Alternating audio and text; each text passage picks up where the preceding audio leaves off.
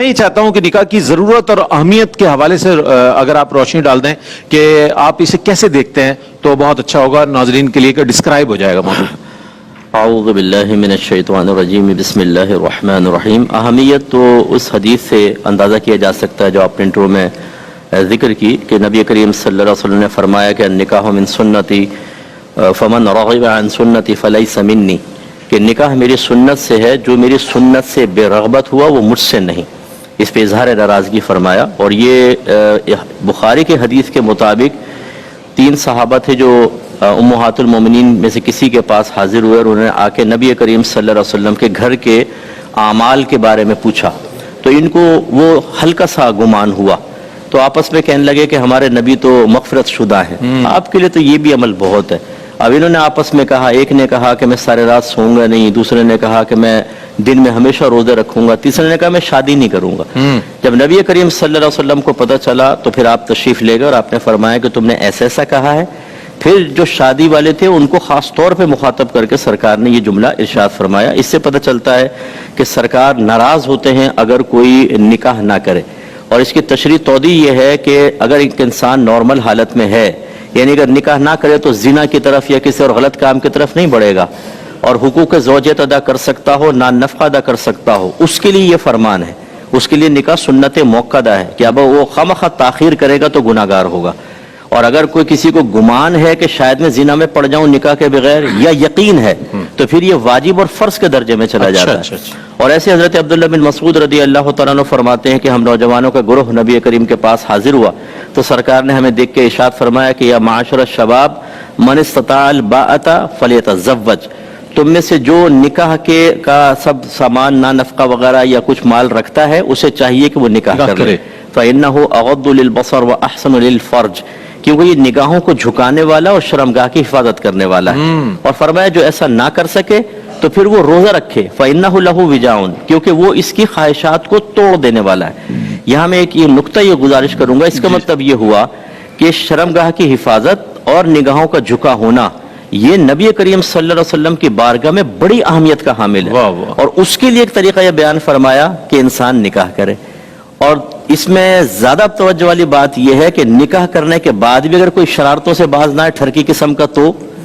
یعنی نکاح تو اس لیے رکھا تھا کہ نگاہیں جھک جائیں، ستر کی حفاظت ہو، اور کوئی نکاح کر کے خواہشات بڑھ گئی ہیں اب تو اس کا مطلب اس نے تو اس کو تباہ کر دیا۔ اور نبی کریم صلی اللہ علیہ وسلم کا فرمان ذیشان ہے، جس نے نکاح کر لیا اس نے اپنے آدھے ایمان کو محفوظ کر لیا، باقی آدھے ایمان کے بارے میں اللہ تبارک و تعالیٰ سے ڈرتا رہے۔ اس کا مطلب ہے کہ نکاح جو ہے، نکاح یہ ہماری نگاہوں کی حفاظت کرے گا، ستر کی حفاظت کرے گا، ہمیں گناہوں سے بچائے گا، اس سے توالد و تناسل ہوتا ہے، سرکار کی نسل آگے بڑھتی ہیں، ہمیں تربیت کا موقع ملتا ہے، ہم اچھے افراد تیار کرتے ہیں، اسلام کو تقویت ملتی ہے، ملک کو تقویت ملتی ہے، اور یہ سلسلہ جب چلتا رہے گا تو انشاءاللہ برود قیامت نبی کریم صلی اللہ علیہ وسلم اپنی امت کی کثرت پر تمام نبیوں پر فخر فرمائیں گے۔ اچھا حضرت یہ فرمائے گا مفتی صاحب کہ نکاح کیا صرف ایجاب و قبول کا نام ہے، یا باقاعدہ اس کے تقاضے ہیں اور کچھ ذمہ داریاں ہیں کہ جنہیں پیش نظر نہیں رکھا جاتا؟ کیا فرمائیے گا؟ دیکھیں، کچھ تقاضے تو ایسے ہوتے ہیں جو کسی عمل کے یا کسی چیز کے معرض وجود میں آنے کے لیے ضروری ہوتے ہیں، اس اعتبار سے دیکھا جائے تو اس میں وہ ایجاب و قبول ہے، اور اگر مہر آپ نے مقرر کیا ہے تو بوقت قبول اس کا ذکر لازم ہوتا ہے، اس طرح گواہوں کی موجودگی، اس سے ایک نکاح تو معرض وجود میں آ جاتا ہے۔ لیکن ضرور نکاح کرنے سے پہلے لڑکا ہو لڑکی ہو بلکہ ان کے خاندان والوں کو مقاصد نکاح کو بھی اپنے پیش نظر رکھنا چاہیے۔ جہاں مقاصد نکاح میں سے نگاہ کی حفاظت ہے، ستر کی حفاظت ہے، اسی طرح ایک عورت کو پروٹیکشن حاصل ہو جاتی ہے، وہ خرچے وغیرہ نان نفقے سے بالکل بے فکر ہو جاتی ہے، شوہر کی ذمہ داری بڑھ جاتی ہے، ایسی اولاد حاصل ہوتی ہے، توالد و تناسل بھی اس کے بنیادی مقاصد میں سے ہیں۔ لیکن ایک بہت بڑا مقصد جو ہم فراموش کیے بیٹھے ہیں کہ اللہ تعالیٰ نے فرمایا یا ایھا الذین آمنوا قوا انفسکم واہلکم نارا وقودھا الناس والحجارہ، اے ایمان والو اپنے آپ کو اور اپنے گھر والوں کو جہنم کی اس آگ سے بچاؤ جس کا ایندھن آدمی اور پتھر ہیں۔ اس کا مطلب یہ بھی ایک بڑی شوہر کی ذمہ داری بن جاتی ہے، وہ شادی کرتے ہی اپنی بیوی کی زلفوں کا اسیر تو ہو جاتا ہے, اس کے چہرے پہ پھیلی ہوئی مسکراہٹ دیکھنے کے لیے چابیاں بھی دیتا ہے, کبھی فلیٹ کی چابی, کبھی اس کو پکنک پوائنٹ پہ لے جا رہا ہے, کس طرح بیوی راضی ہو جائے. کچھ عرصے بعد یہ کیفیات اگرچہ بدل کر بالکل جسٹ اپوزٹ بھی ہو جاتی ہیں, لیکن شروع کا شوق, لیکن شروع میں اس کو یہ سوچنا چاہیے کہ اگر ابھی میں ایک ماحول کریٹ کروں گا اور مقصد نکاح کو جو قرآن نے بیان کیا پورا کروں گا تو آگے چل کے ٹھیک رہے گا. شروع میں بیوی کو راضی رکھنے کے لیے, سسرال کو راضی رکھنے کے لیے ان کی بہت ساری ناجائز خواہشات کو مرد پورا کرتا رہتا ہے. جی جی. اس کے بعد جب اس کو احساس ذمہ داری ہوتا ہے, اور وہ بھی میں نے اکثر یہ دیکھا ہے کہ جب نقصان ہوتا ہے, بیوی نے کسی میل کزن سے مسکرا کے شادی میں باتیں کر لی, اس نے دیکھ لیا, اب وہ غیرت جاگ گئی, تمہیں پردہ کرنا چاہیے, تم غیر مرد سے بات کر رہی تھی, اور تم جو اپنی کزن سے پردے کے پیچھے بات کر رہا ہے, ٹینٹ کے پیچھے, وہ فیمیل کزن سے, وہ صحیح ہے, وہ بھی غلط ہے اور وہ بھی ٹھیک نہیں ہے, کہ اس میں بھی احتیاط کرنی چاہیے. لیکن اب کیا ہے, اب وہ تم یہ نہیں کرو, وہ نہیں کرو, وہ نہیں کرو. آپ نے نہ دین سکھایا, کیونکہ جہنم سے روکنے کا گھر والوں کا مطلب کیا ہے, بچانے کا, کہ ان کو علم دین سکھائیں, فرض علوم سکھائیں, انہیں نیکی کا حکم کریں, انہیں برائی سے روکیں. اور اس کے لیے جیسے عاطف نے کہا کہ جب نبی کریم صلی اللہ علیہ وسلم نے دیندار بچی سے نکاح کا کہا, اگر آپ کا ایک دیندار گھرانہ ہے, فوقیت تو سب کو دینی چاہیے, لیکن جب آپ کا ذہن ہے کہ میں ایک دیندار لڑکی لے کر آؤں یا میرے گھر میں ایک دینی ماحول ہو, تو اسی قسم کی لڑکی لائیں نا. پھر آپ ایک بے پردہ لڑکی سے اس کی خوبصورتی کی وجہ سے نکاح کر لیتے ہیں. اب آپ کی ذمہ داری ہے اس کو پردہ کروانا, کیونکہ یہ مرد پہ لازم ہے حکم دینا. اب آپ کہتے ہیں تم اسٹرکٹلی پردہ کرو, وہ عادی نہیں ہے اس کی, اس میں فائٹ شروع ہو جاتی ہے. تو خلاصہ کلام یہ ہے کہ بہرحال شوہر کو اپنی بیوی کو سب سے پہلے تو یہ دیکھنا چاہیے اس کو عقیدے اس کے ٹھیک ہیں کہ نہیں. عقیدہ ٹھیک سے مراد یہ نہیں ہے, میں کہہ رہا ہوں کہ آپ کسی دوسرے مکتبہ فکر سے نکاح کریں, اور میں کوئی یہ فرقے والی بات نہیں کر رہا ہوں, اس میں میں نے بڑی ٹوٹ پھوٹ دیکھی ہے. جو آپ کے اسکول آف تھاٹ ہے انہی سے آپ نکاح کریں, ورنہ آگے چل کے فائٹ ہوتی ہے. ایک کہتا ہے میں یہ عمل کروں گا, دوسرا کہتا ہے شرک اور بدعت ہے, وہ کہتا ہے میں یہ کروں گا, وہ کہتا ہے یہ تو غلط ہے, اور اس سے پھر تقسیم ہو جاتا ہے, بچوں کے بھی ذہن منتشر ہو جاتے ہیں ننیال ددیال میں جا کے. تو پہلی بات تو یہ, لیکن میں جو کہنا چاہ رہا ہوں وہ یہ کہ اگر ایک لڑکی ہے مسلمان گھرانے میں پیدا ہوئی ہے, اور وہ گھرانہ صحیح العقیدہ ہے, لیکن چونکہ ہم عقیدہ سکھاتے نہیں ہیں, نتیجہ نکلتا ہے بعض اوقات فائٹنگ کے اندر, یا عورتیں آ گئیں اور دیکھو میری ساس کم وقت مرتی بھی نہیں, زندگی حرام کر رکھی ہے. اب وہ ہمدردی میں کہیں گے ہاں یہ اللہ نے پتہ نہیں تم پہ کیا ظلم کر رکھا ہے, وہ بھی گئی, وہ بھی گئی, دونوں گئیں, ایمان ختم.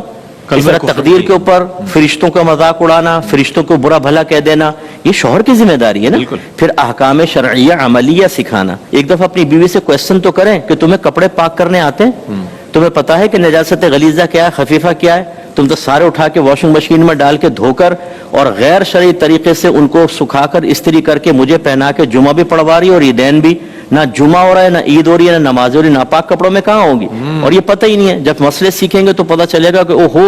ہمارے گھر میں تو عرصہ دراز میں نجاست غلیظہ والا لباس پہن کے نمازیں پڑھی جا رہی ہیں. اسی طریقے سے پھر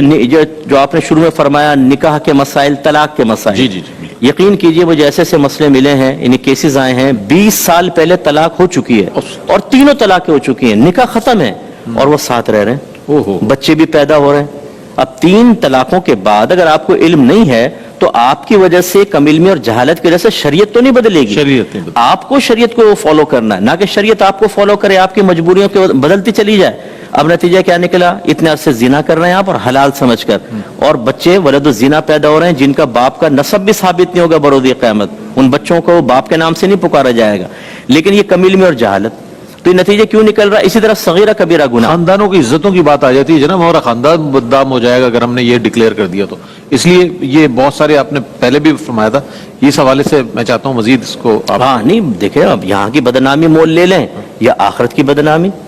وہاں پہ اگر جہنم میں ڈال دیا جائے گا تو پھر اس عارضی اور جھوٹی عزت کا فائدہ کیا ہے؟ صحیح. ایک میں نے مسئلہ بیان کیا احکام شریعت میں کہ اگر شوہر سے بعض اوقات الفاظ نکل جاتے ہیں اور وہ بظاہر طلاق کے بھی نہیں ہوتے, لیکن طلاق ہو جاتی ہے, اور بعض اوقات اس میں تو نیت کا بھی دخل نہیں ہوتا, ایسا ہوتا ہے. وہ کچھ الفاظ ذکر کیے, تو ایک شوہر نے کال کی مجھے امریکہ سے, وہ کہنے لگا کہ جی مجھے تو میری بیوی نے اندر سے کنڈے لگا لیے, کہتی ہے چلے جاؤ جب تک مفتی صاحب نہیں کہیں گے میں تمہیں قریب نہیں آنے دوں گی. کہہ لگا یہ آپ نے کیا کہہ دیا ہے,